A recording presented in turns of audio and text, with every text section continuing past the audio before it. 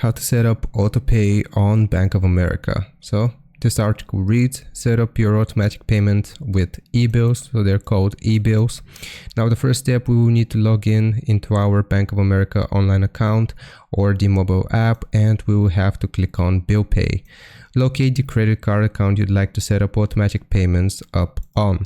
Now for the second step, we will select Add Autopay in the Autopay section and then select based on e-bills amount and due date. So this is why we can set this up to be auto-paid. Now for the third step, we will select Pay From and the amount as well as the deliver by date. So here all of this information, so which account we want the money to be withdrawn from, the amount of money, and when is it going to be received or sent.